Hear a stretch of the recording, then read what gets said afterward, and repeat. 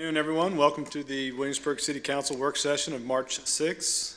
Mr. Trivett, would you call the roll, please? Participating virtually, Ms. Maybe. Ramsey. We let him. If we let him. Ms. Ramsey. Here. Mayor Pons. Here. Vice Mayor Dent. Here. Ms. Kernschier. Here. Okay. Item 3 on the agenda is matters of special privilege. This is consideration and approval of a remote participation request from Councilmember Caleb Rogers for today's meeting, the work session, due to professional travels. Is there a motion? So I move that we approve the remote participation request from Councilmember Caleb Rogers for today's meeting. Second. Mr. Trivett? Ms. Ramsey. Aye. Mayor Pons. Aye. Vice Mayor Dent. Aye. Ms. Kernschier. Aye. Welcome, Mr. Rogers.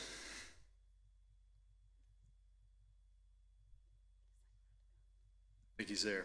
Okay, takes us now to items for City Council meeting.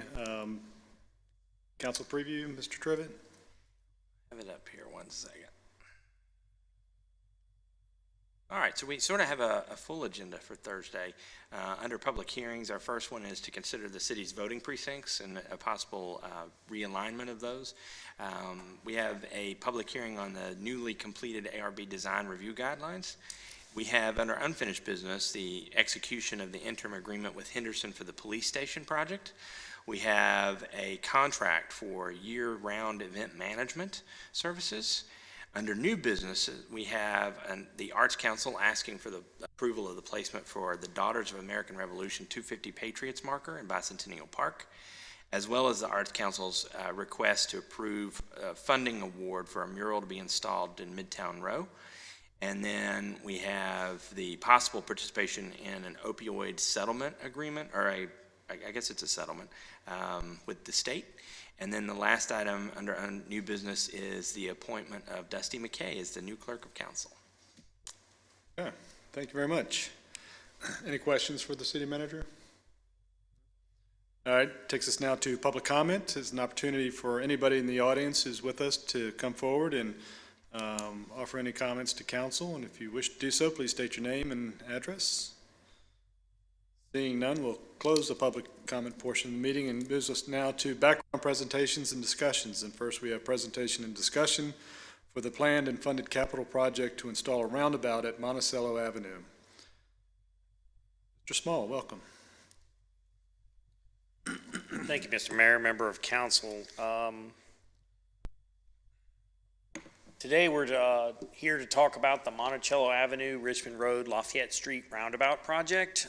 This kind of give a refresher on it as you had requested at the budget retreat.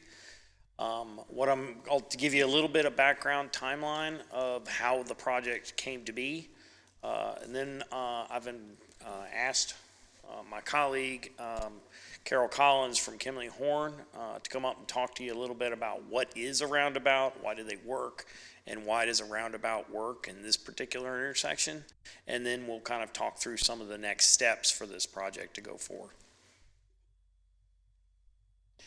The first date of this project kind of came actually about even in 2013 and even prior. As you can see, this is a picture showing Monticello Avenue back in 2019. And we saw some of the kind of the decline, 2009, thank you. And what it is this is when you start to see some of the decline of the shopping center. It was starting to show its age. It was originally built back in the 1960s. The Williamsburg Shopping Center was, and also the Monticello Shopping Center across the street. They'd been renovated over time, but you know, it's been a long time, and so something needed to be looked at in this area. Back in 2013, it was first mentioned in the comp plan, talk about the area known as Midtown. That's when it first came up. And then in 2014, that was further explored when staff came and presented a widening of Monticello Avenue to deal with some traffic and try to maybe expand and move more vehicles through that area. And at the time, it was improvements to Monticello that made it into a 4-lane road so that more traffic could be accommodated. Then in 2015, the whole Midtown area was put into what is known as an urban development area. And urban development areas, UDAs, were part of the VTrans 2040 plan, which is the Commonwealth of Virginia's overall master plan for transportation projects. And what this did is, by enabling it as a UDA, and this was one of 4 within the city, it allowed those to compete better for funding mechanisms for stuff that would go on in that area, particularly when they focused on those needs within that area. So if it had a VTrans need, you were at least eligible for certain levels of funding. A high internal needs in this area was intersection design, as well as you see roadway capacity, bicycle and pedestrian infrastructure, and then also roadway operations, traffic calming, and transit operations were other internal needs in that plan. Then in 2016 came along an economic development project plan to come up with a master plan for Midtown. Similar to what was done in the Northeast Triangle study before the work was done on Capitol Landing Road, a study was done for the Midtown area to kind of show just a generalized concept of what could happen should these 2 big properties be redeveloped and something happen on it. This master plan showed 2 roundabouts at each end, kind of flanking and providing gateways into the Midtown area, as well as the Arts District, which had only recently been designated. It also showed redirecting traffic route along a slower retail traffic so that you would send it over to, say, Mount Vernon Avenue and then up side streets, because it was kind of dictated on a grid. And then there were what is labeled on the plan as traffic circle and gateways into Midtown, adjacent to the Arts District Gateway Park, which I show up here in this big circle, which identifies clearly a roundabout shown. So within a few weeks of completion of this study, which was in February of 2017, and I really mean weeks, was when the Williamsburg Shopping Center was contracted out to be sold to Broad Street Realty. And so they were coming in to actually implement some aspects of this plan. So then later on in the September, throughout early summer of 2017, came the Monticello Avenue studies in conjunction with what Broad Street was doing along the Williamsburg Shopping Center parcel. And they were preparing their rezoning application while the city was also looking at what are we going to do along Monticello Avenue. Then in September of 2017, we held a design charrette to find out what were the public preferences for that corridor. One of those preferences that was shown was a roundabout at that location, and very positive feedback was gained at that meeting in September of 2017. Then in late November or early November of 2017 was when we received the unsolicited PTA for the design and the construction of the Monticello Avenue improvements. And so now that that was ready to go, council made a decision at that time to proceed with those improvements, which included, doing a minor widening, changing it to a 3-lane section, adding the parallel parking, as well as the bike lane along Monticello Avenue and the other features. It also enabled us to widen out the approach to the intersection of Richmond Road, and for some traffic improvements there. We went with a double left-hand turn at that time instead of the roundabout, because it was trying to get the right-of-way at that time for the full roundabout was just not possible. It was also one of those things that was just beyond the current resources of what the city needed to put forth to complement what the developer was doing on the shopping center. So the next thing it came about was in 2018, spring and rack around the calendar from the PPTA. In the spring of 2018 was the round 3 of the Smart Scale funding applications. So what we did is we put together an application for the roundabout at that time, based on the results of that 2017 Monticello Avenue study, the recommendations during the public preferences, as well as going all the way back to the Midtown Road Planning Study.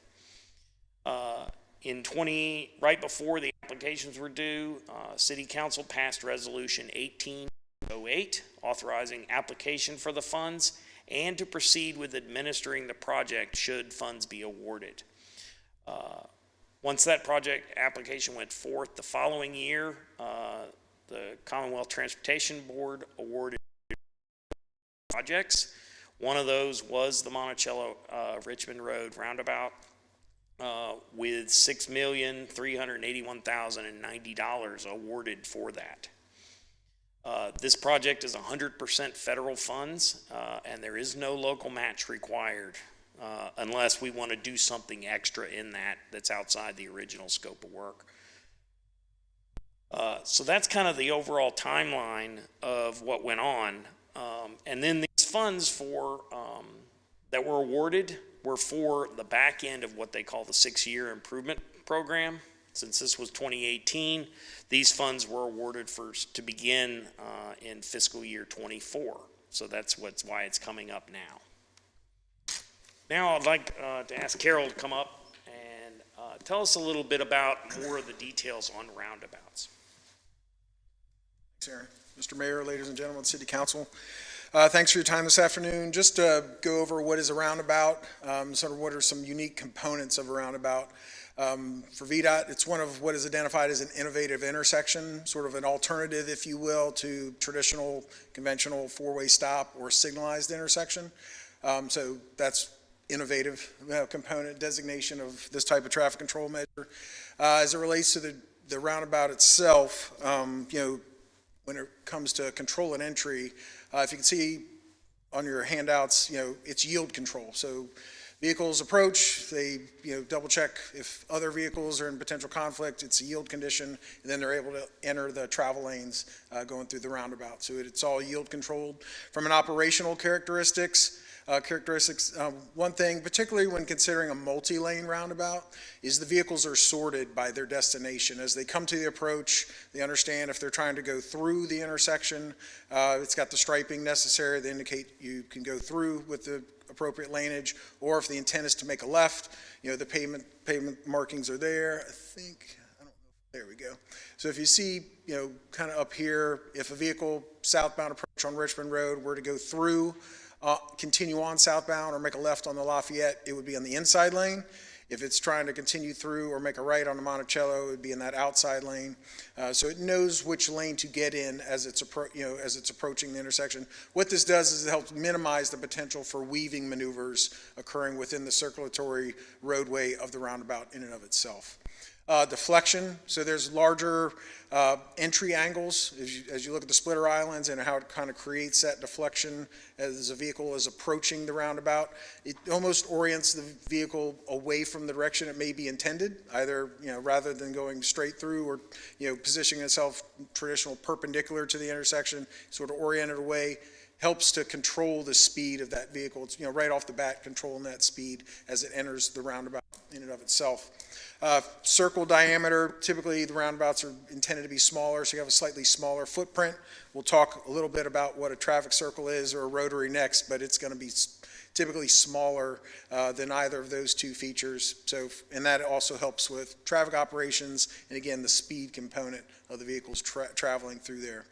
From a pedestrian standpoint, pedestrians are not allowed, to enter the central island associated with the roundabout. They can cross the various legs in and around the center feature, but we don't have pedestrian activity in the central island. Splitter islands are a requirement. Again, goes back to that deflection component and helping to reduce the speed as they traverse through that area. And then parking. No parking within the roundabout itself or the circulatory roadway, and or you really want to keep parking away from any proximity of the yield lines as vehicles are approaching there. You want to get the parking away, really probably outside of where the splitter island limits are in and around the intersection. There are a couple examples in and around the city. This is one at Battery Boulevard and Redoubt with that development. There's another one kind of closer to Richmond Road at Battery and Commonwealth. And I think the other one you said Village Green. Village Green is sort of a roundabout like as we were discussing. It does have some characteristics of a rotary, but there's one there. And then if you're really curious, James City County has one off Long Hill Road, right there at Williamsburg Plantation and the church. So there's another example of, a modern roundabout that's active and accommodating, volumes pretty well or very well today.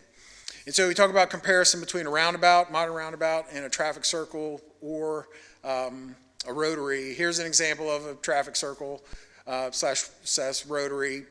Differences here as it relates to entry of control. It's going to be stop controlled. In some cases, they can be even more complex, and you can actually signalize various components, approaches for traffic control and operations in and around the intersection. Deflection, not as much as you can see here. The street just comes up perpendicular like any sort of side street, if you will. A couple things there is it allows vehicles to just make the maneuver into the travel lanes. And there's more oftentimes multiple lanes. So they're making an accommodation right out of the bat to facilitate leaving maneuvers, expecting there to be conflicting movements in and around the traffic circle in comparison to the roundabout. Geometrically, as you can see, it's a little bit larger, more pavement, speeds are higher. One thing I forgot to mention on the modern roundabout, from a speed standpoint, typically you're going to see 25 miles per hour or less. And that's just in general. Oftentimes, or more often than not, speeds to truly navigate through a roundabout done well is less than 20 miles per hour. Here, with a traffic circle or a rotary, speeds can be above 25 miles per hour. So it just geometrically, facilitates the opportunity for higher speeds. Larger circular diameter pedestrian crossings. You have your traditional crosswalks in and around the various, side street approaches to the circle itself. The other thing with the traffic circle, in this case, there's actually a destination within the circle. Here it's a church. So not only do you see the crosswalks on the side streets, but you can see a couple of different crosswalks leading from the external, outside of the circle into the circle itself, because there is a destination and, accommodating pedestrians. So they're crossing circulatory laneage to get to that destination inside the circle. Splitter islands are sort of optional, if you will. Most of the side streets in this example do not have a splitter island, but there's one, maybe two, really just one that has a splitter island. But that maneuver is a splitter island, really looks more like a yield, or it's a free flow movement into the circle itself, and one thing that's different. And also, not so much on this one, but from a parking standpoint, well, one thing you can see is parking is allowed to be a lot closer to the stop bar, or that operational component of the intersection itself. And in some cases, with a traffic circle or a rotary, parking is actually allowed inside or adjacent to those circulatory roadway laneage. Why do they work? From an efficiency standpoint, from general operations, you've got the yield condition. So it's sort of a pause. Is there anybody coming? If there's nobody coming, you can go. So less opportunity for delay. Versus, the traffic circle roadway, there's going to be a stop component. And again, as I mentioned before, traditional intersection, there's signalization that can be associated with. So a longer delay as it relates there. So I think what we had talked about, there's an efficiency component. I think Aaron had mentioned Mythbusters had proved that there's a 20% increase in efficiency with a roundabout in comparison to a traditional intersection. Improved safety. What this diagram really reflects is with a conventional intersection, there are 32 conflict points. And so that can be where vehicles could, intersect with one another or approach one another as it relates to the intersection in and of itself. Those intersecting points can result in more severe crashes at a conventional intersection. Versus, a roundabout has 8 potential conflict points in and around the intersection. And as it relates to conflict points within a roundabout, they're related more with diverge or merging. Vehicles are going relatively similar speeds, so potential for side swipes or slight brushes, if you will, but not sort of the T-bone or the angle crashes like you might see in a conventional intersection. And then from a speed standpoint, less severe crashes potentially with a roundabout versus a conventional intersection. Long-term cost effectiveness, just overall, there's typically a higher cost up front with the roundabout, but overall, in relationship to a signalized intersection, but overall, long-term, there are, significant reduction in operational and maintenance costs associated with the roundabout versus, signalized intersection. One significant component, as you might expect, is just the power source. If it's the primary power, if it's backup power, and maintaining those signals, as well as just general maintenance, upkeep of the equipment, and or updating of equipment periodically associated with the traffic signal. And then there's potential aesthetic opportunities as well from just traditional landscaping, whatever that turns out to be, if it's just grass, turf in the center island or even the splitter islands. And then there's hardscaping and some other components when it comes to aesthetic qualities that a roundabout can have in relationship to just a conventional intersection.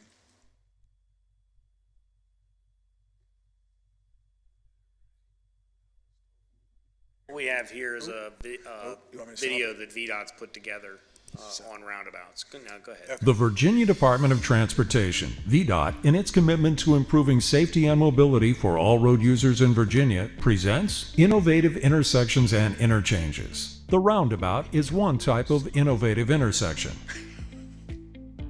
A roundabout is a circular, unsignalized intersection where all traffic moves in a counterclockwise direction around a central island. Traffic entering the roundabout slows down and yields to traffic already inside the roundabout. Roundabouts can be designed with one or more circulating lanes. Roundabouts are designed to accommodate all roadway users, including larger vehicles such as school buses, emergency vehicles, and trucks, as well as pedestrians and cyclists. Let's take a closer look at how a roundabout works for motorists. Before entering the roundabout, motorists look left and yield to traffic already inside the roundabout. To turn right, motorists enter the roundabout and exit onto the first leg. To continue straight, motorists exit onto the second leg, and to turn left, motorists exit onto the third leg. Pedestrians and cyclists can also navigate a roundabout. Pedestrians use marked crosswalks to safely cross the intersection. Cyclists have the choice to either navigate the intersections using crosswalks and pedestrian paths, or if they're more comfortable, cyclists can follow the same paths as vehicles. There are several benefits of a roundabout design, such as improved safety. Roundabouts reduce the number of points where vehicles cross paths and eliminate the potential for right angle and head-on crashes. Increased efficiency. The yield-controlled design of a roundabout means fewer stops, less delay, and shorter queues for overall improved efficiency. Safer speeds. Roundabouts promote lower vehicle speeds, which gives drivers more time to react. To improve safety and efficiency on Virginia roads, VDOT works with local jurisdictions to find the right intersection type for a location and tailors the design to its specific needs.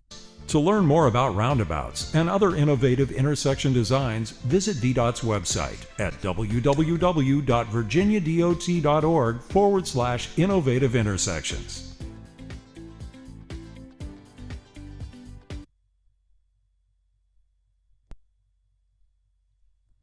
But you were going to show us Mythbusters. There was a copyright issue, but we did want to mention it, mainly because I know that's like Drew's favorite show. And he really liked the roundabout issue, but we wanted to make sure that we had something at least. They did prove that over a four-way stop, it was 20% more efficient on that show. So, and it's very, very good and very interesting. And it was a surprising result for them. So I think that's one of the things that roundabouts kind of show. Recently, this is actually a crash analysis that we had done working with VDOT very recently. Matter of fact, they just presented this to me on Tuesday. This shows crashes over the last 5 years in various categories. K is listed as fatalities. A is very serious injuries. B is a little less serious injuries. C is possible injuries. And O are property damage only accidents, your basic fender bender. What we see is that we've had over the previous 5 years, from 2017 to 2021, 910 total accidents. There's a computation that traffic engineers do that comes up with what's known as the equivalent property damage only number, and that's so that we can compare apples to oranges. Because what you'll find is sometimes one fatality at an accident is the same as if we've had an intersection with only, say, 85 fender benders. And so you want to kind of give something that's very equivalent to take the seriousness of the personal high serious accidents or fatalities. So what they do is they come up with this equivalent number, and we're showing in 2017, back when the original study was done for the roundabout, about 2,100 equivalent property damage only accidents in the city. And you can see the numbers here have actually decreased. The big dip is, of course, due to COVID-19 and the lack of vehicles on the road. And then they've continued to drop, which is actually somewhat surprising for most traffic around the state. Most traffic around the state, you're seeing actually the number go way up. And that's due to speeds increasing because of the lower volumes that we'd seen. People are actually driving faster. And that's creating those higher number crashes. And the reason I bring this up is to go back to how they computed what was done for the roundabout. And that is one reason why at this location it works so well. It actually reduces, they've ran some calculations to show that a roundabout will actually reduce that EPDO number by about 17.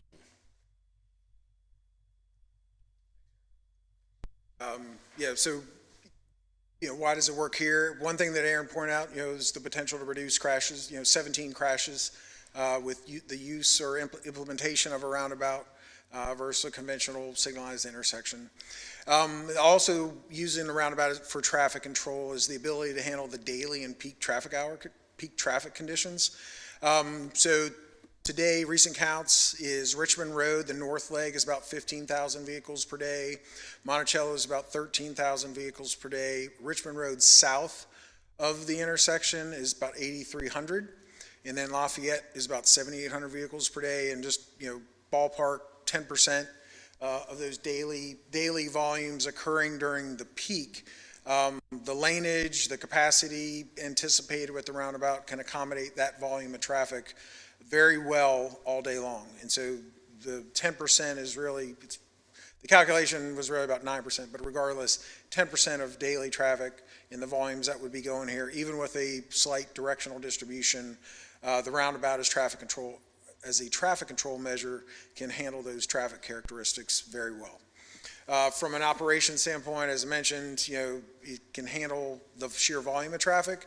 The roundabout also, is, intended to accommodate more specific movements. In this case, a heavier left turn movement, versus the conflict that might be at a conventional intersection. Today you have out there, Monticello has a pretty significant eastbound to northbound left turn movement.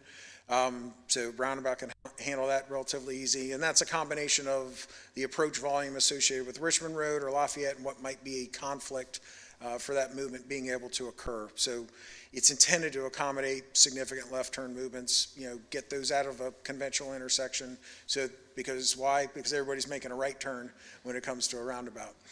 Air quality, so there's the opportunity to improve, enhance air quality since with the yield condition, some of it is during the peak with that yield condition and just the operational efficiency that goes with it.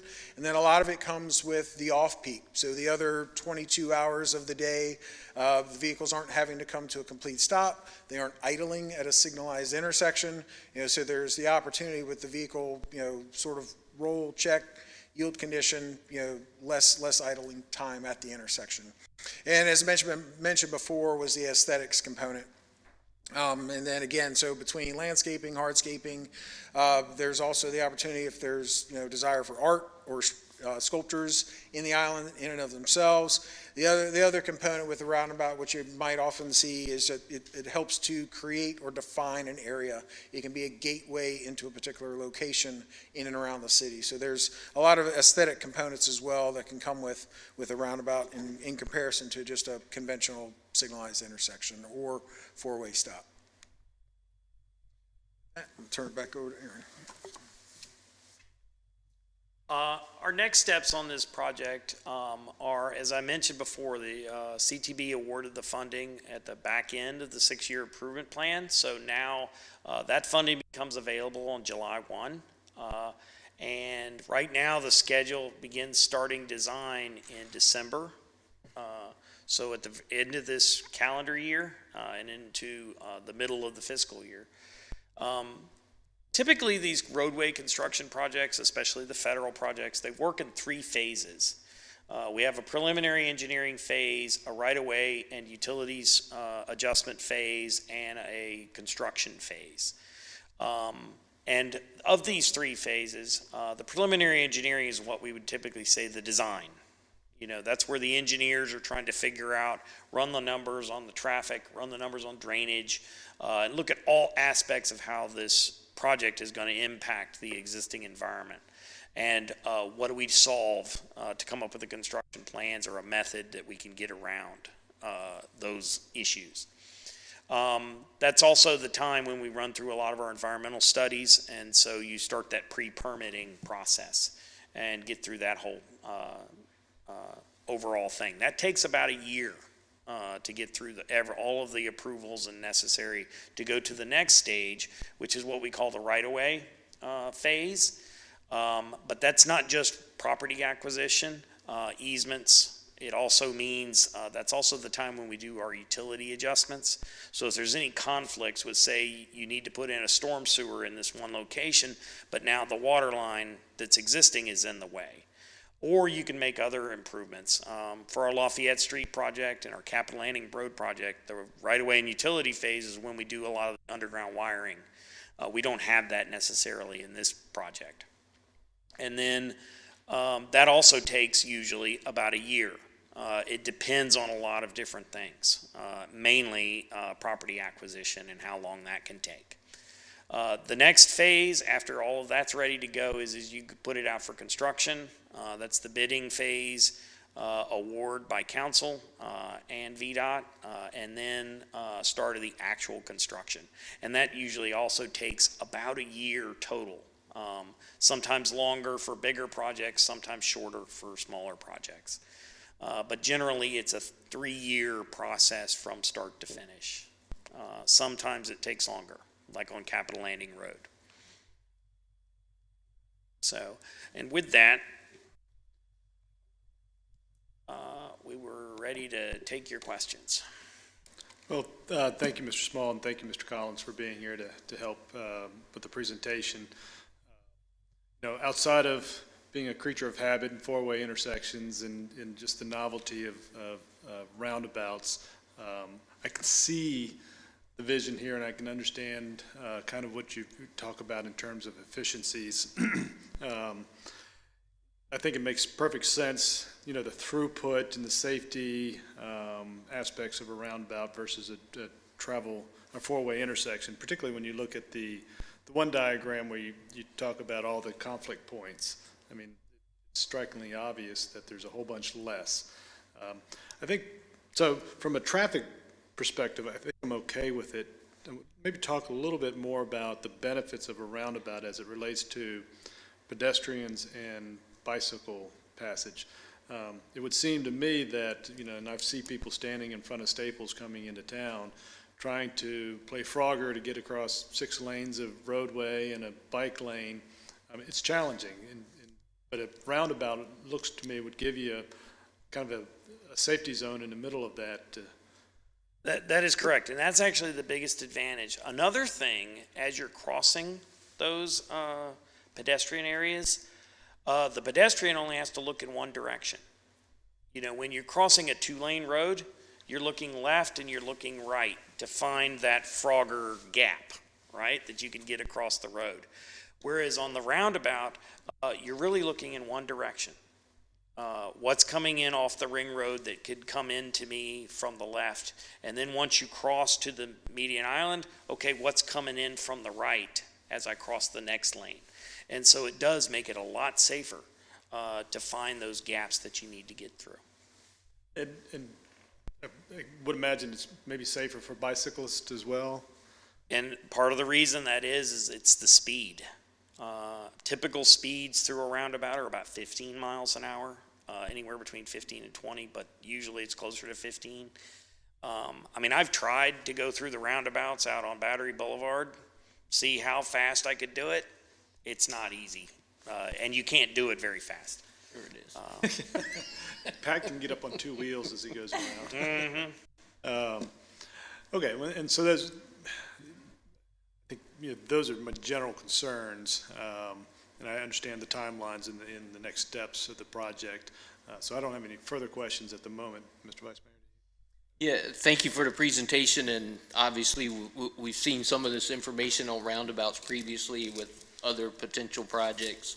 But I had a question on the overall footprint, and I know it hasn't been engineered, but what the typical footprint and width, and the reason I asked that question is it seems like looking at the photo, it's going to be shorten that space between the signalized intersection at Mount Vernon and the roundabout, where there's already often backups from that signal at Mount Vernon. It's somewhat shorter, but not, actually, it's really not.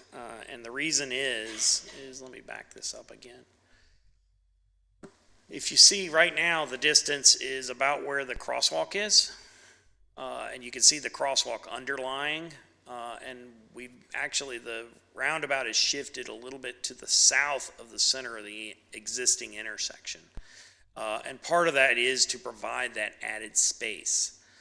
It also is to take advantage of right-of-way that we were able to, that was donated by the developer as part of Monticello Avenue. Because what we have there, if you think about it on what the footprint we have of existing Monticello Avenue, and remember this picture was before the widening. We have a single westbound lane, and then we have two left turn lanes, one straight lane, and a right turn lane, plus the bike lane. So there's actually 4 lanes coming eastbound into this intersection. We'll be able to significantly use that width to help us with the placement of the roundabout. So even though you think it's much bigger, it actually ends up being about the same width in other places. We don't have that in all corners, so there will be some property acquisition with this project. So then, to follow up on the mayor's question on the crosswalks, obviously I travel Battery Boulevard a lot, but there's not a lot of foot traffic on Battery Boulevard. Are there roundabouts where the crosswalks are lighted, or some indication, or is that taken care of with the lighting of the entire roundabout? Because often you see, unfortunately, some people still don't stop for crosswalks. So to the mayor's point about the volume of pedestrians that come through Richmond Road now, is that going to create a problem for them getting across the? Part of the overall design of the roundabout is to make sure that we've got adequate lighting. And the key locations of where that lighting should be are where you have those conflict points. And it just so happens the pedestrian crossings are at the same location as where the car yield points are. And so that's ideally what you want to do, is light up, make sure those areas are well lit. So it actually should improve. It's actually much more difficult to light beyond, because you also, for a traditional intersection, because you're still trying to reach across the diagonal of a square, sometimes with the lighting. Whereas in this case, we've got the splitter islands as a good location for lights, as well as even in the center if we needed it. So there's lots of opportunity to light the whole intersection and improve that safety. So then if you laid out the timeline for the request for the funding, if for some reason we decided we wanted to delay this project even down the road? What does that do with the funding? That funding just goes away? According to the 6-year, yeah, essentially that funding would end up going away if it's delayed too long. Minor delays can probably be accommodated a little bit, but the money, you have to start spending the money within a certain amount of time of it being allocated. So, and not question, but comment, just to verify, so you're basically saying somewhere 26, 27, if we move forward before you would see any construction? That is correct. Okay, thank you. Thank you. This is really helpful, and I appreciate the questions, especially about, concerns for pedestrians and cyclists. What I was wondering about is really more, and I know no one can see the future, but the question of timing of construction. So I had to, my son would take soccer out at the Whisk, and so we would drive out Long Hill for many years, and there were some times where I thought my son might be in college before the Long Hill roundabout was done. And it sort of became like a kind of a joke. And so I was wondering, for those who might be concerned about, the roundabout being fine, but like the process of it and the disruption to traffic, is there something that, might assuage those concerns a little bit, even though now, of course, we don't know exactly? Well, some of the things that have to do with a lot of projects, and every project is different. The biggest difference between that project and this project is there's actually the volumes on Long Hill Road. Do you remember off the top of your head? That segment's probably a little bit. Yeah, so you're looking at a lot more vehicles than we have on any of our legs. And so between that, you've got existing vehicles that you have to accommodate as you come through the intersection. You had other projects going on kind of in the area with improvements at the church and here, and then you had a ton of utilities that had to be relocated. That utility phase and the right-of-way acquisition phase really stretched on that particular project. So when we get to what we call the construction phase, you've already been under construction for probably 9, and in that case, it was almost a year that they were doing, because you'd have the contractor out there moving the gas line. Then another one would come out and move the phone line, the fiber optic line, the cable company, and the electric lines. So they had a lot more that they had to do to accommodate it. I believe in our case, about the only thing that might need adjustment, it could be the water main. Thank you. No more questions. Yes, thank you for the presentation. It's interesting that the U.S. is catching up to Europe, particularly England, and in roundabouts. So just a couple confirmations. So this funding request started 5 years ago, and we're looking at an additional 3 at the minimum before we would actually see the finished product.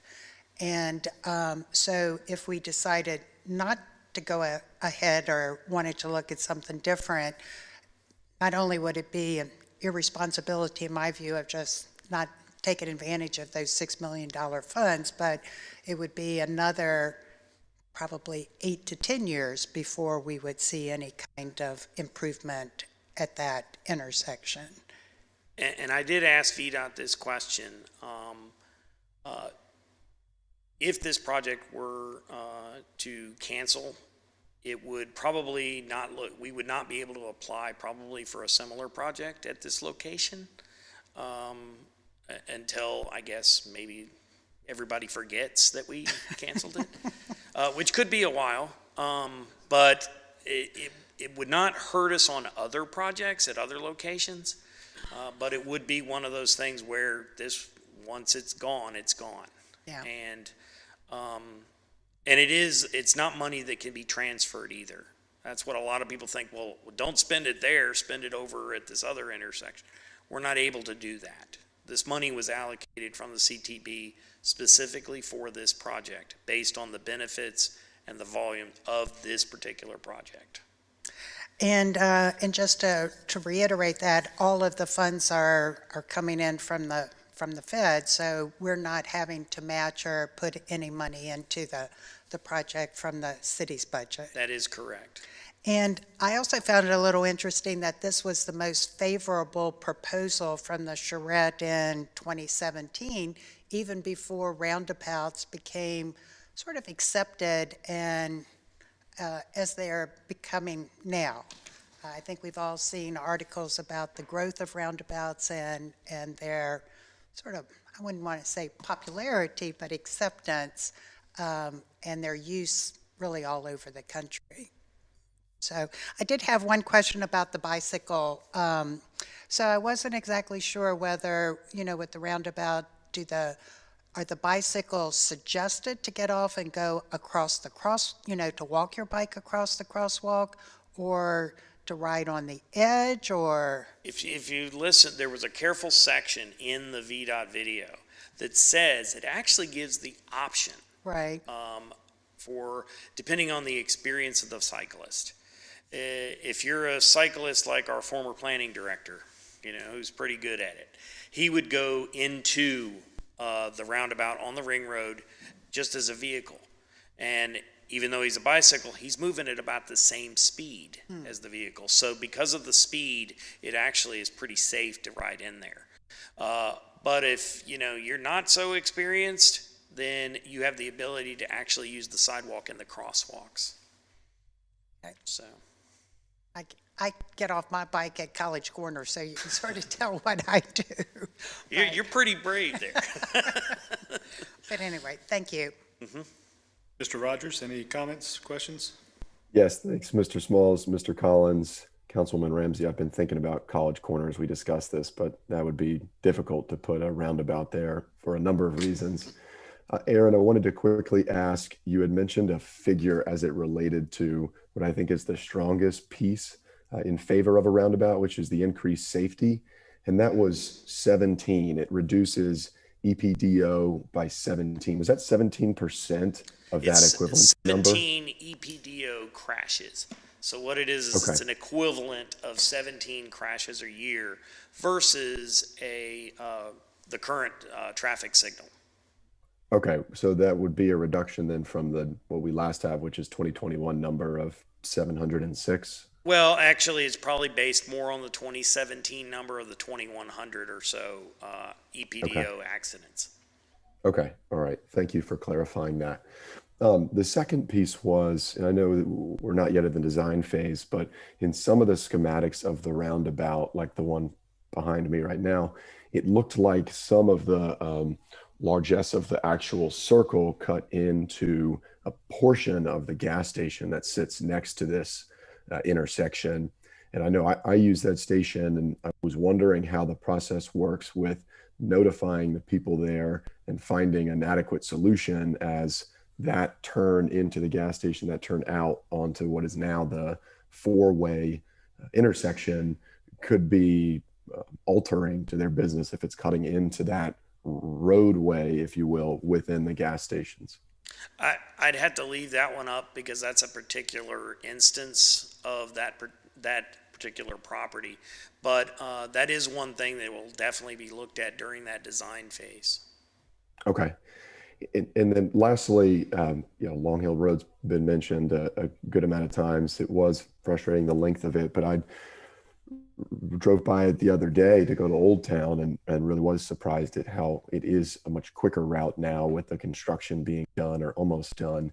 So with this intersection being along a critical corridor of ours, is there an idea of how we would reroute traffic, or even how long we might need to send people through Mount Vernon Avenue, for instance, or a different road? Do you foresee that being a almost year process like it felt like with Long Hill, or something that, because we're doing this in-house to the city's capabilities, something that's shorter? That's a little it's too difficult to say. I haven't really thought about it at this point. So Okay. That'd be one I'd have to defer to the design phase. That is one key aspect, is the maintenance of traffic. I mean, it's a large portion of that first whole year of figuring it out. Sure. And I guess lastly, the point on the design phase, maybe one, I know VDOT has held listening sessions on other intersections in town recently.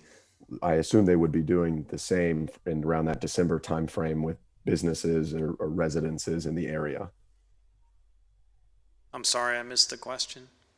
I just said the VDOT process for designing this roundabout, should we move forward, would that, as you believe, include a public comment section, a listening opportunity? It is a big requirement just prior to the right-of-way phase being approved.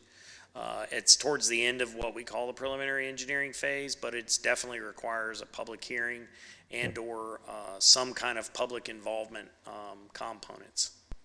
Great. Well, thank you. I agree with other comments on the amount of funding that we have available to us. The fact that none of that originates from the city, it is coming from other entities, and it's a very poignant point you make that it can't be transferred to other intersections or simply done a different way in a year. This is a multi-year timeline that we've come now down to a decision for. So thank you again, Mr. Smalls, Mr. Collins. I appreciate it. No more questions. Mr. Mayor, if I might, just to lay on two more points there. The drawing that we've shown, not to diminish the work that's done to produce that, but I think it's important to note, no one should get too excited about that particular layout or design, because that amounts to a cartoon. You know, it's a drawing, it's an overlay of what used to be there from a long time ago. There will be a lot of significant adjustments to a plan during the design phase, and so that the actual circle that's depicted probably moves in any one direction several times as we go through that process. And then the second thing I would say is I think Aaron is being too modest. If this project proceeds, we will get it done faster than the roundabout on Long Hill. Okay. Any other questions? Thank you, Aaron. Thank you, Carol. Appreciate you coming in and providing the update. Look forward to seeing how this progresses through the cycle, and looking forward to public input. Thank you. Okay, takes us now to council communications. We all serve on boards and commissions around town. Anybody have any updates? Rogers, nothing? Okay. You have on the agenda the schedule of meetings for the city. It's rather long, robust, so hopefully you see something on there. Hope everybody participates. Takes us now to open forum. Again, an opportunity for anybody to come forward. Not seeing any members of the public here. We'll close the open forum, and I believe we have something for closed session. I move to go into closed session pursuant to Section 2.2-3711 of the Code of Virginia for the purpose of discussing one personnel matter per subparagraph 1 concerning appointments to boards and commissions. Second. Mr. Truitt?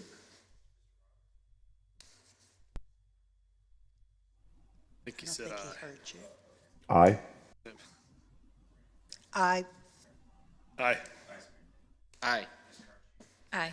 Okay, we'll go into closed session, and when we return, we'll come back to open forum, open session.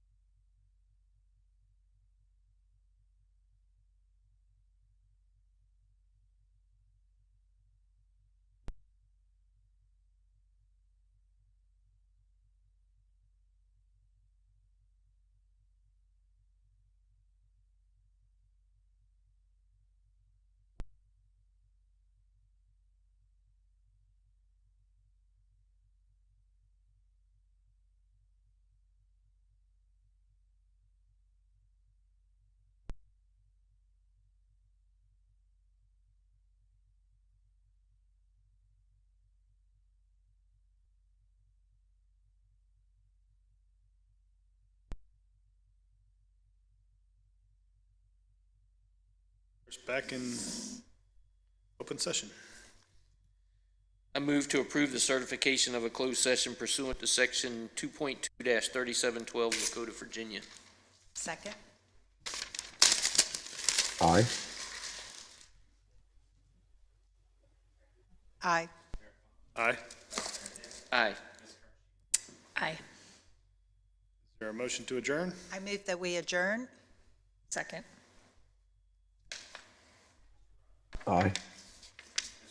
Aye. Aye. Aye. Aye. You're adjourned.